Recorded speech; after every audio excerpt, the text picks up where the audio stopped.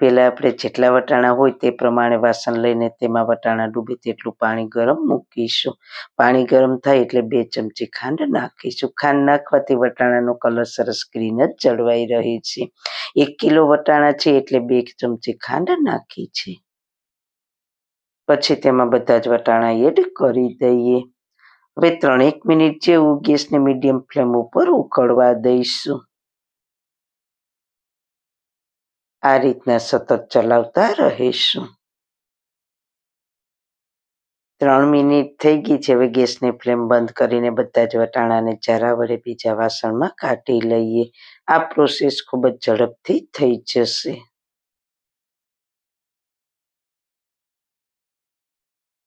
તમે જોઈ શકો છો વટાણા સોફ્ટ થઈ ગયા છે. તો તેને આપણે ગ્લાસની મદદથી વટાણાને આ રીતના રાખીને ગ્લાસને તેના ઉપર રાખીને આગળની તરફ પ્રેસ કરવાનું છે. તો આવી રીતના ફટાફટ મિનિટમાં ઘણા વટાણા છોલાઈ જશે. જો તમારી રીતે આ રીતના વટાણા ના ફોલાય તો બીજી રીત બતાવું. વટાણાની સીંગને ઉપરની સાઈડ થોડું ફટાફટ ખોલીને પછી ગ્લાસથી આગળની તરફ પ્રેસ કરશો એટલે પણ ફટાફટ ફોલાઈ જશે. અને ત્રીજી રીતમાં જો તમારે ગ્લાસનો ઉપયોગ પણ ના કરવો હોય તો ઉપરથી થોડું ખોલીને ઉપરની સાઈડથી પ્રેસ કરશો એટલે એક એક થઈને બધા વટાણા સીંગમાંથી બહાર આવી જશે. એકદમ સહેલી અને સુપરફાસ્ટ રીત છે. હવે જો આ વટાણાને તમારે આખું વર્ષ સ્ટોર કરવા હોય તો તેને આપણે ફોલતા જવાના અને સીધા તેને પાણીમાં થોડા આઈસના ટુકડા એડ કરીને તે ઠંડા પાણીમાં નાખતા જવાના. એટલે તરત જ તેની કુકિંગ પ્રોસેસ બંધ થઈ જશે. ત્યારબાદ તેને કોટનના કપડામાં પંખા નીચે 5 થી 7 મિનિટ સૂકવીને કોરા કરીને એરટાઈટ ડબ્બામાં કે ઝીપલોક બેગમાં ભરીને ફ્રીઝરમાં 1 વર્ષ સુધી સ્ટોર કરશો ને તો જરા પણ વાસ નહીં આવે અને આખું વર્ષ આવા ને આવા રહેશે. તો પહેલા આપણે વટાણાને ફ્રીઝરમાં સ્ટોર કરવાની રીત બતાવીશું. તો વટાણા એકદમ કણે ચડેલા પણ નહીં લેવાના અને એકદમ કૂણા વટાણા હોય તે પણ નહીં લેવાના. આ રીતના વચ્ચેના વટાણા હોય તેવા વટાણાની પસંદગી કરવાની છે. તો સૌથી પહેલા વટાણાને સ્ટોર કરવા માટે આપણે કઢાઈમાં પાણી ગરમ મૂકીશું. પાણી ઉકળી ગયું છે તો તેમાં 2 ટીસ્પૂન ખાંડ નાખીશું.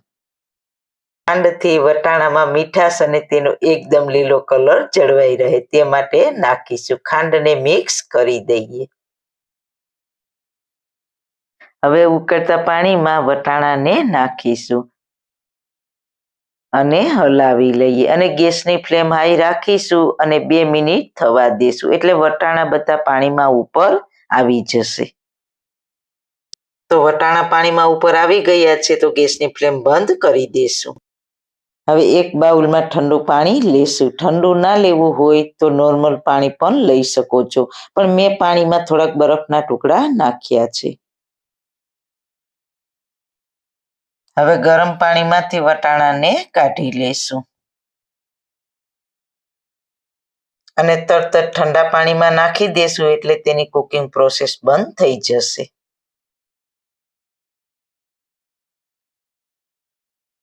વટાણાને ઠંડા પાણીમાં 2 મિનિટ રહેવા દેશું. હવે વટાણા સરસ ઠંડા થઈ ગયા છે. હવે તેને પાણીમાંથી કાઢી લેશું અને તેને કોરા કરી લેશું. તો તેને કોટનના કપડામાં કોરા કરી લેશું. તો આ વટાણા ફક્ત 5 થી 7 મિનિટમાં કોરા થઈ જશે.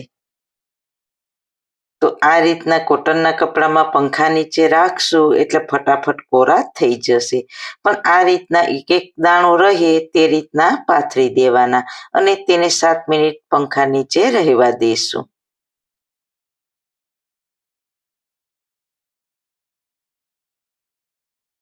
તો 7 મિનિટમાં તમે જોઈ શકો છો વટાણા સરસ કોરા થઈ ગયા છે. આ વટાણા ઉપર બિલકુલ પાણીનો ભાગ નથી. તેનો કલર પણ સરસ લીલો છે. હવે આ વટાણાને સ્ટોર કરશું તો પણ જરા પણ વાસ નહીં આવે અને આખું વર્ષ વટાણા આવા ને આવા રહેશે. તો હવે આ વટાણાને આપણે ઝીપ બેગમાં ભરીશું અને તેનો કલર પણ આવો લીલો ને લીલો જ રહેશે. હવે તેનું લોક કરી દેશું. તો અમારું પેકેટ તૈયાર થઈ ગયું છે. આ વટાણાને તમે કન્ટેનરમાં પણ ભરી શકો છો, પણ આ જીપ બેગ ફ્રીઝરમાં જગ્યા પણ ઓછી રોકે છે અને સરસ રીતના રહી જાય છે. હવે આપણે ફ્રીઝર વગર રાખી શકાય તેવા વટાણાની રીત બતાવું. તો વટાણાને સ્ટોર કરવા મેં અહીંયા 1 કિલો વટાણા લીધા છે, પણ આ વટાણાને સ્ટોર કરવામાં તમારે બીજી કોઈ જ વધારાની વસ્તુની જરૂર નહીં પડે. વટાણા સ્ટોર કરવા માટે વટાણા એકદમ પાકેલા પણ નહીં અને એકદમ કાચા પણ નહીં તેવા વટાણાની પસંદગી કરવાની છે. વટાણાને સ્ટોર કરવાની એકદમ નવી જ રીત આપણે ગેસ પર કરવાની છે. તો એક તપેલામાં વટાણા ડૂબે તેટલું પાણી ગરમ મૂકીશું. તેમાં 2 ટીસ્પૂન ખાંડ નાખીશું. ખાંડ ઉમેરવાથી વટાણાનો કલર એકદમ લીલો જળવાઈ રહે છે અને ખાંડને સારી રીતના મિક્સ કરી લઈએ અને પાણીને ઉકળવા દેશું. તો પાણી ઉકળી ગયું છે, તો આ વટાણાને પાણીમાં નાખીશું. આ વટાણાને બાફવાના નથી, વટાણા ઉપરથી થોડા સોફ્ટ થાય ત્યાં સુધી ગરમ પાણીમાં રાખીશું.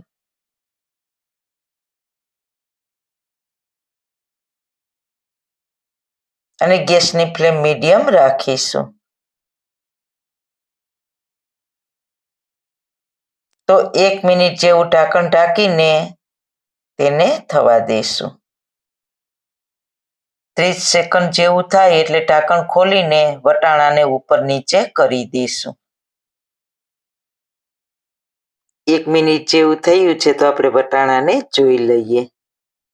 તો વટાણા એકદમ સરસ લીલા જ છે. તો વટાણાને ચેક કરી લઈએ. વટાણાની સીંગ સોફ્ટ થઈ ગઈ છે.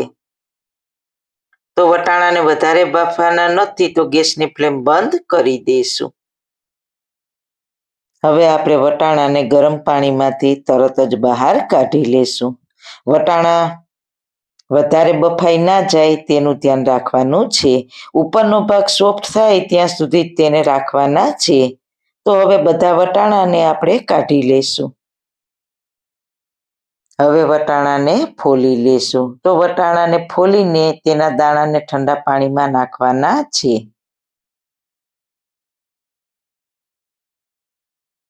તો મેં અહીંયા બરફના ટુકડા નાખીને પાણી તૈયાર કર્યું છે. આ પ્રોસેસ ખૂબ જ અગત્યની છે. તો આ રીતના વટાણાને ફોલતા જઈશું અને ઠંડા પાણીમાં નાખતા જઈશું. તો વટાણા એકદમ સોફ્ટ થઈ ગયા છે. તો વટાણાને ઠંડા પાણીમાં નાખવાથી તેની કુકિંગ પ્રોસેસ બંધ થઈ જશે. તો બધા વટાણા સરસ રીતના ફોલાઈ ગયા છે. તો તમે જોઈ શકો છો વટાણાનો કલર સરસ લીલો ને લીલો જ રહ્યો છે. તો આવી નાની નાની બાબતોને ધ્યાનમાં રાખીને વટાણા સ્ટોર કરશો તો વટાણા આખું વર્ષ બિલકુલ ખરાબ નહીં થાય. અને હવે વટાણાને 2 મિનિટ ઠંડા પાણીમાં રાખીને તેને ઠંડા પાણીમાંથી કાઢીને કોટનના કપડામાં રાખી દઈશું. વટાણાને આ રીતના એક એક દાણામાં પાથરી દઈશું. આ વટાણાને આપણે સુકવણી કરવાની છે. તમને એમ થશે કે વટાણાની સુકવણી કરીને વટાણાને ઉપયોગમાં કઈ રીતના લેવા, તો તે બધી જ રીત હું તમને આગળ બતાવતી જઈશ. આ વટાણાને એકદમ સુકવવાના છે. તો 2 દિવસ પંખા નીચે રાખીશું અને 1 દિવસ સૂર્યપ્રકાશમાં રાખીશું, એટલે વટાણા એકદમ સરસ સુકાઈ જશે. તો તમે જોઈ શકો છો વટાણાને મેં 2 દિવસ પંખે સૂકવ્યા અને 1 દિવસ સૂર્યપ્રકાશમાં સૂકવ્યા છે. તો તમે જોઈ શકો છો વટાણા એકદમ સરસ સુકાઈને ડ્રાય પણ થઈ ગયા છે. તો સાંભળો વટાણાનો અવાજ. તો વટાણાનું સ્ટોર કરવા માટે તેને સૂકવવા આ રીતના ખૂબ જ જરૂરી છે. બિલકુલ પાણીનો ભાગ ના રહે તેનું ધ્યાન રાખવાનું છે. જો વટાણામાં થોડું પણ મોઇશ્ચર હશે તો વટાણા ઝડપથી ખરાબ થઈ જશે. આ રીતના પરફેક્ટ સૂકવેલા હશે તો તમે આખું વર્ષ તેનો તમે યુઝ કરી શકશો અને ખરાબ પણ નહીં થાય.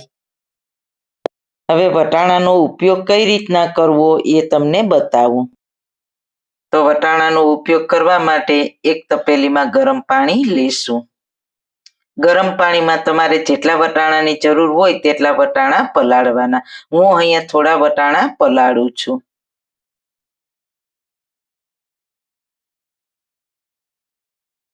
તો 2 કલાક પછી તમે જુઓ વટાણાનો ચમત્કાર.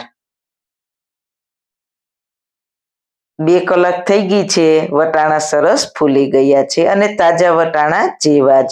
તો છે ને બાકી સ્ટોર કરવાની એક નવી જ રીત, ના ફ્રીજ, ના કન્ટેનર, ના જીપ બેગ. તો તમે જોઈ રહ્યા છો તાજા વટાણા હોય તેવા જ અને સાથે સાથે કલર પણ લીલો તો ખરો જ.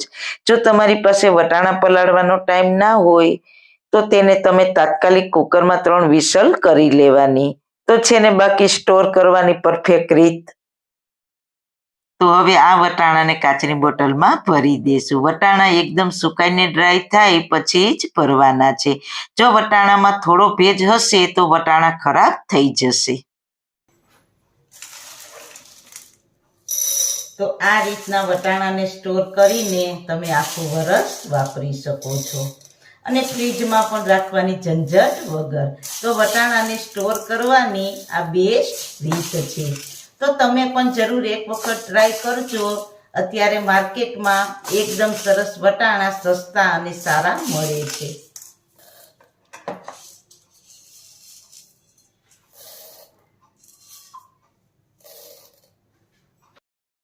તો છે ને બાકી વટાણાને સ્ટોર કરવાની જોરદાર રીત. તો જરૂર એક વખત તમે પણ ટ્રાય કરજો. આ વટાણા તૈયાર થઈ ગયા છે. તો તમારે જ્યારે પણ શાક કે બીજી કોઈ પણ રેસીપી બનાવવી હોય તો તેના માટે 2 રીતથી વટાણા સ્ટોર કરેલા તૈયાર છે. તો સારું ખાઓ, ખુશ રહો. આવી સરસ રેસીપી જોવા માટે તમારો ખૂબ ખૂબ આભાર. મારી રેસીપીને લાઈક કરજો, શેર કરજો અને મારી ચેનલને સબસ્ક્રાઈબ કરજો. ફરી મળીશું નવી રેસીપી સાથે. જય શ્રી કૃષ્ણ.